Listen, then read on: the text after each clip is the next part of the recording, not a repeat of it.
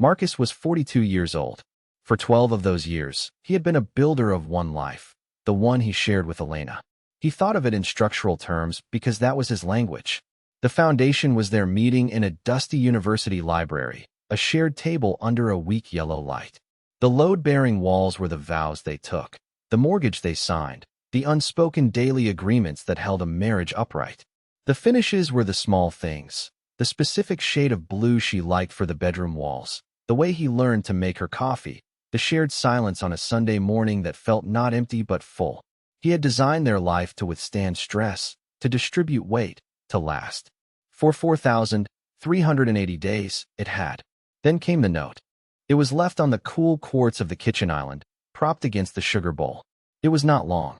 Beside it, his coffee mug sat empty, a small, cold porcelain monument to a morning routine that had just been demolished. He read the note. Then he logged into their joint bank account. The balance was $17.38. The previous day, it had held $287,450. Their future, the down payment on the land, the cost of the foundation, the framing, the roof. It was all gone, moved in a single wire transfer at 7:14 the previous evening.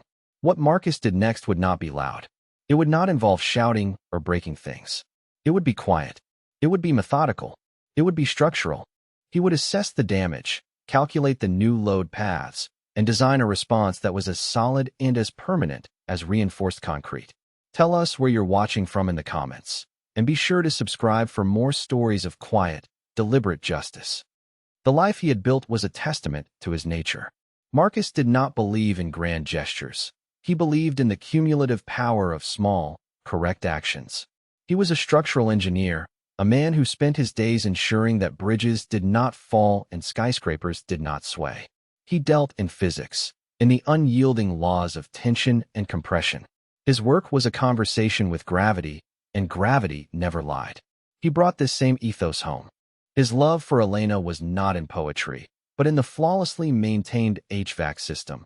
The deck he rebuilt with cedar planks that would weather for 50 years, the quiet way he would get up in the middle of the night to fetch her a glass of water when he heard her stir. He believed these things were the language of a durable love. He thought she was fluent in it. Elena was different. She was light where he was mass. A sales executive for a major pharmaceutical company, she moved through the world with a charisma that felt like a form of energy. She could command a boardroom, charm a difficult client, and light up a dinner party with a single story. Marcus had always seen their differences as complementary. He was the anchor, she was the sail. He provided the stability that allowed her to fly. He had never considered that she might see his stability not as a foundation, but as a cage. She had spoken of Julian before, her ex-boyfriend from college. The story was always the same, polished with nostalgia. He was a brilliant risk-taker, an artist, a man who wanted to burn bright rather than long. She would tell the story with a laugh, as if describing a charming but impractical piece of furniture she once owned. Marcus never felt threatened. Julian was a ghost, a closed chapter. He was a story about her past, and Marcus was building her future. He did not see the way her eyes would hold a distant focus when she spoke the name. He did not register the frequency with which the name began to surface in the last year. A casual mention of seeing him at a conference, a forwarded article about his new tech venture. Marcus processed these as data points without a connecting pattern. His professional mind, so adept at seeing the subtle stress fractures in a steel beam, failed to see them in his own marriage. He cataloged the information but did not analyze it, because to analyze it would be to admit the possibility of a flaw in his own design. He had built their life on the assumption of shared purpose, of a common blueprint. The thought that she was working from a different set of plans was a variable he had not included in his calculations. It was an architectural impossibility. And then it wasn't. The note on the counter was the wrecking ball. The empty bank account was the proof of a controlled demolition he hadn't seen coming. He stood in the kitchen for a long time. The morning light, a thing he usually appreciated for its clarity, now seemed harsh and interrogating. It illuminated the dust motes dancing in the air, each one a tiny, irrelevant detail in a world that had just been rendered meaningless. He felt a pressure in his chest, not the sharp stab of a heart attack, but a slow, immense compression, as if the weight of the house, the sky, The entire world was bearing down on a single point just behind his sternum. His training took over. When a structure is compromised, you do not panic. You do not run. You stand still. You listen for the groaning of stressed materials. You assess. He walked through the house. It was the same house, but its geometry had changed. The spaces that once felt like a shared territory now felt like a series of empty volumes. Her closet was half empty. Her perfume still hung in the air, a ghost of her presence. He noted which clothes she had taken, which she had left behind. Practical items were gone. The expensive, sentimental ones remained. This was not the act of someone fleeing in distress. This was the act of someone who had packed for a specific kind of trip. He went to his home office, a room defined by order and precision. Blueprints in their tubes, pencils sharpened to fine points, monitors displaying the complex skeletal grids of buildings. He sat in his chair, the worn leather a familiar comfort against the sudden strangeness of his life. He did not call her phone. He knew she would not answer. He did not call her friends. He knew they would offer a script of sympathy and confusion she had likely provided them. He did not call his parents. He could not yet translate the catastrophe into words they could understand. He did what he always did when faced with a complex problem. He opened a new file on his computer. He named it Elena, and he began to build a timeline. The first entry was the wire transfer. 7:14 p.m. from their joint savings to an entity named Prometheus Innovations, LLC. A quick search revealed it was a shell corporation registered in Delaware, with no public record of its officers. But Marcus didn't need a public record. He remembered the name. Prometheus. It was the title of a pretentious sculpture Julian had made in college, a twisted mess of rebar and hubcaps that Elena had once described as visionary. The hubris of it was galling. They had hidden the money behind a piece of Julian's youthful vanity. It was a tell. A small, arrogant mistake. This was the first piece of data. Marcus felt no rage. The feeling was colder, clearer. It was the dispassionate focus of a diagnostician identifying the point of failure. He worked backwards. He pulled up their shared credit card statements, going back 2 years. He had always handled the finances, a task Elena had happily ceded to him. Calling it his superpower, he now saw that his diligence had created a perfect, unbroken record of her betrayal. He cross-referenced the statements with her work calendar, which they also shared. A business trip to Chicago in April. The calendar said she was at the Hyatt Regency. The credit card showed a charge for 2 nights at the Langham, a far more expensive hotel, 2 miles away. A dinner for 2 at a restaurant known for its intimacy, charged on the same night. Her calendar said she was at a corporate networking event. A charge from a florist in San Francisco, delivering flowers to an address he did not recognize, on a day she was supposed to be in meetings in her home office.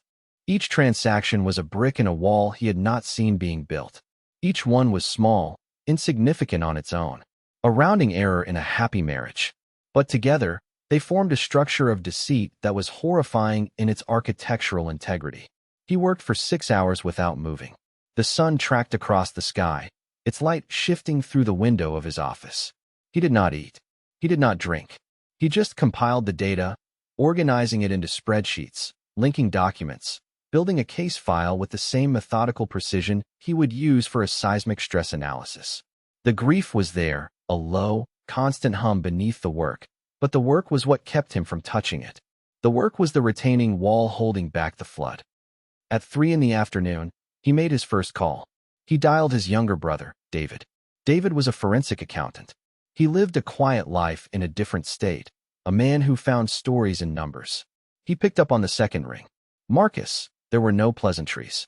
Their communication had always been efficient. David, Marcus said, his voice level. Elena's gone. She took the savings. $287,000.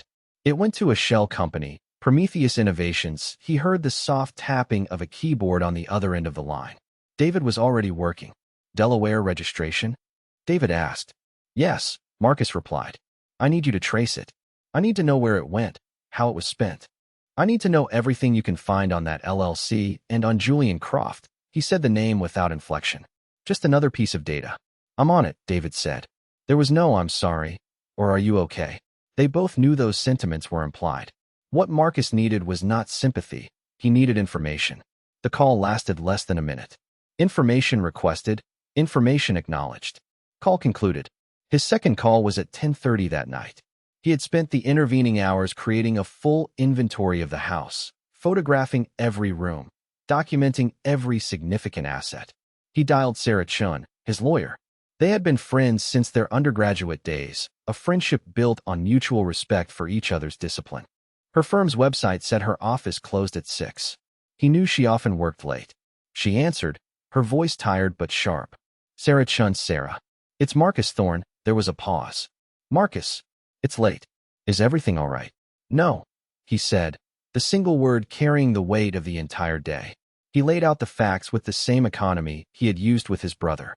The note, the empty account, the wire transfer, the name of the LLC. He did not speak of betrayal or heartbreak. He spoke of asset dissipation and fraudulent conveyance. He was translating his personal catastrophe into her professional language. I see, she said. Her voice had lost its weariness and gained a cool, professional edge. Don't contact her, Marcus. Don't reply if she reaches out. Don't say a word to anyone. You've done the right thing by calling me. Send me everything you've compiled. I'll file a petition for divorce and a temporary restraining order on all remaining marital assets first thing in the morning. There are no remaining marital assets, Marcus stated.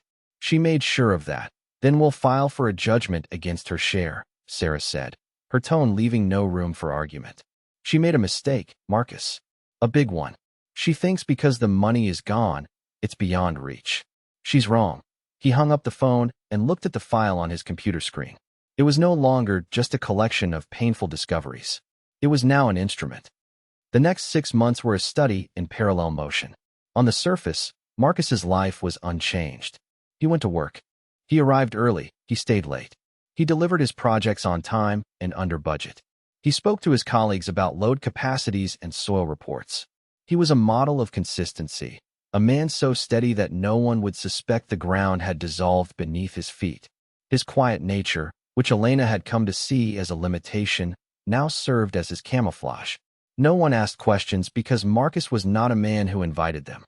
He did not perform grief. He simply absorbed it, metabolizing it into a quiet, focused energy. Beneath this placid surface, however, a different kind of project was underway. Every Friday evening, he would receive an encrypted email from David. Each email was a chapter in the story of his money. David's reports were masterpieces of dispassionate detail. He had pierced the veil of the LLC.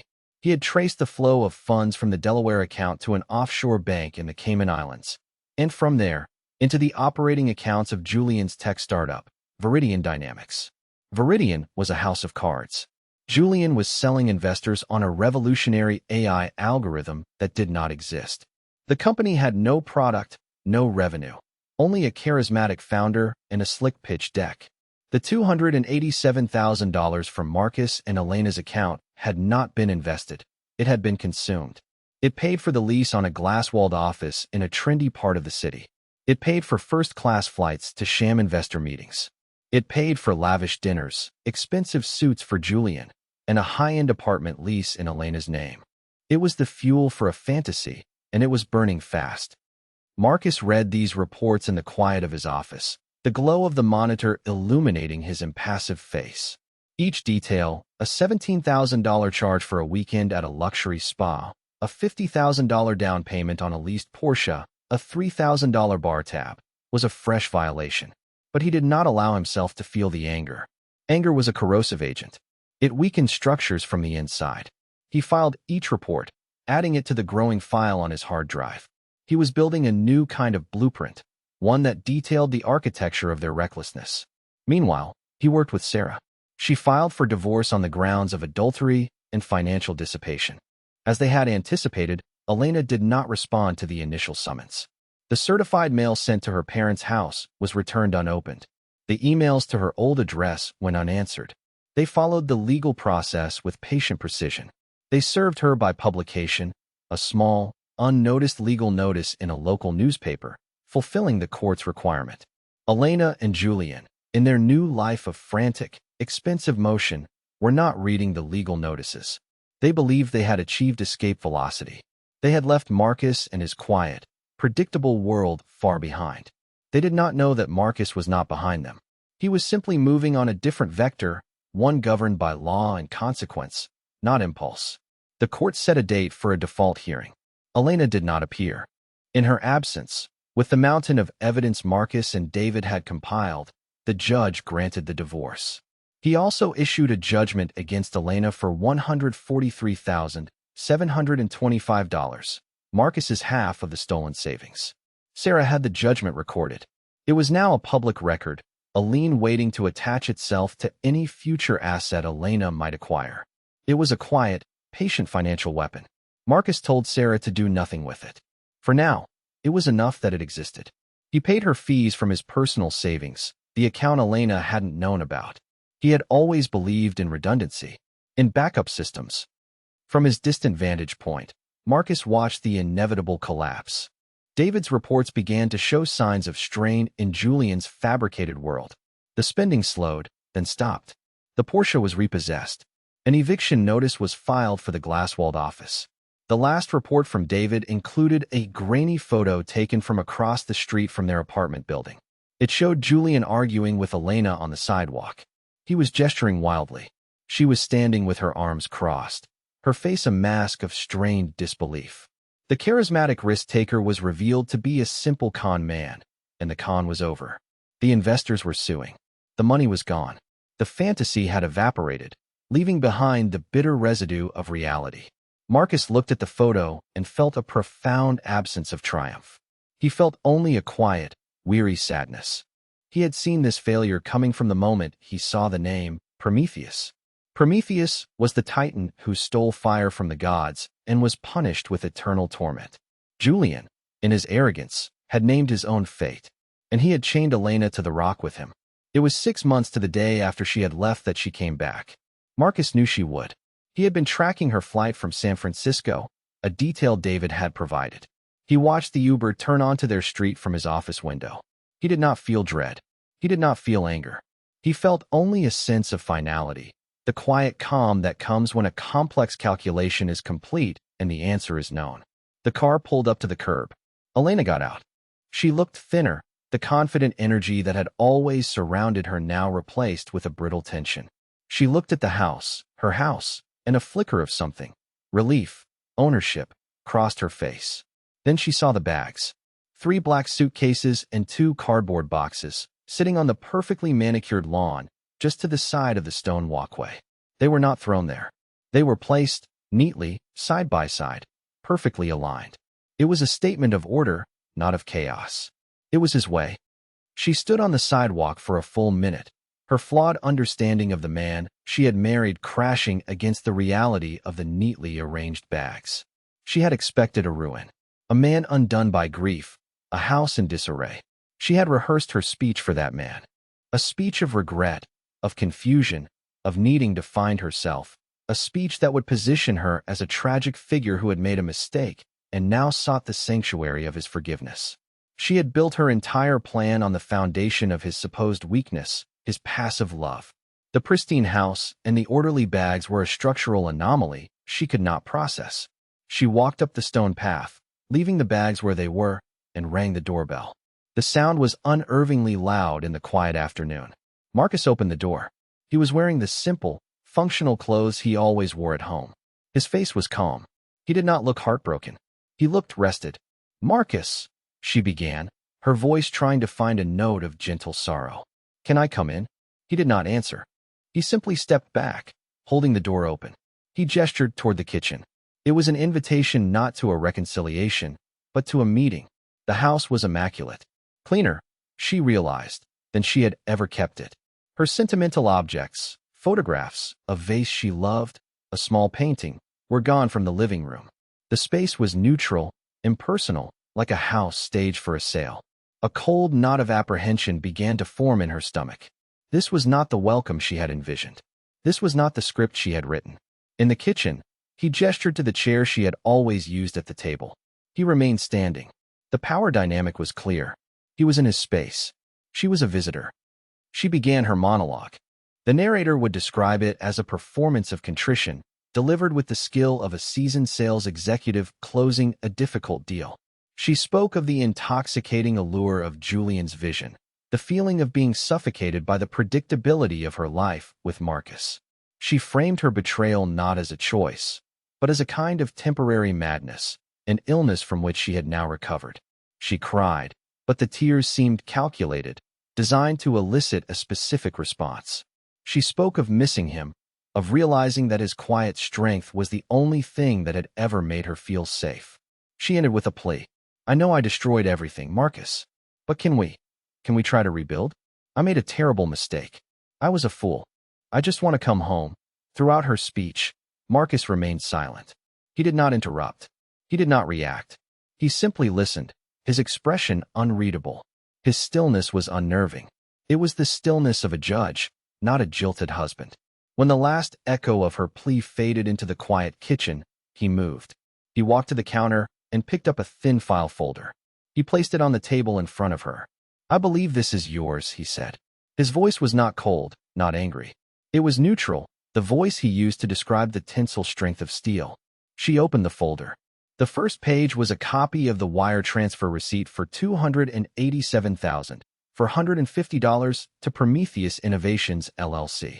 Her signature was clearly visible on the authorization form. Her breath caught. He placed a second document on the table beside the first. It was a spreadsheet. The columns were labeled date, expense, location, cross-reference with calendar. It was a meticulous, damning timeline of her affair. The hotel in Chicago. The dinner for two. The flowers sent to Julian's apartment.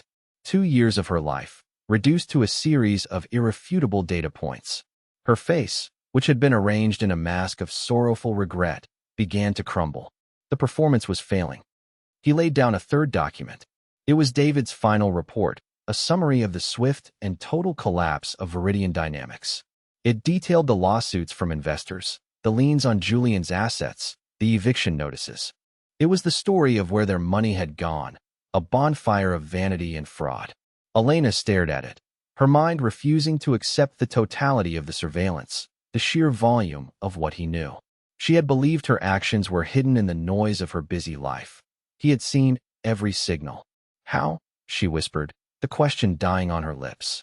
You were never as careful as you thought you were, Marcus said, the statement delivered as a simple fact. Then he placed the final document on the table. It was thicker than the others. A staple in the top left corner. It was a court document. On the front page, in stark black letters, were the words, Final Decree of Divorce. The date of the judgment was from 5 weeks prior. She stared at it, her eyes scanning the legal text, her mind catching on phrases. Irreconcilably broken, default judgment, financial dissipation were divorced. The question was hollow, incredulous. The divorce was finalized last month, Marcus stated. You were served by publication after certified mail when unanswered. Sarah followed the process perfectly, the carefully constructed composure she had maintained finally shattered. This was the moment of catastrophic structural failure. Disbelief gave way to a hot, sputtering rage. You can't do that. You can't just divorce me without telling me. I can, Marcus said, his voice still level. You left. You took all of our liquid assets, and you disappeared. The law provides a remedy for that situation. The anger collapsed into pleading.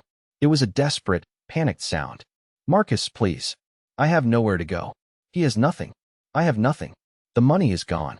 Please, don't do this. It was the first true thing she had said since she walked through the door. It was an admission of total failure.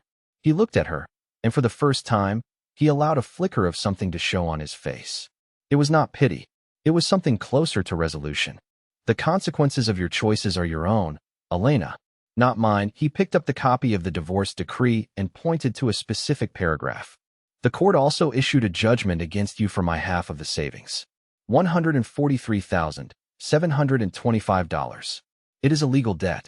It will attach to any income you earn, any property you acquire. Until it is paid, her face went pale. She understood now. This was not just an ending. It was a reckoning. I don't expect to ever see that money, Marcus continued, his voice dropping slightly. But the judgment will remain.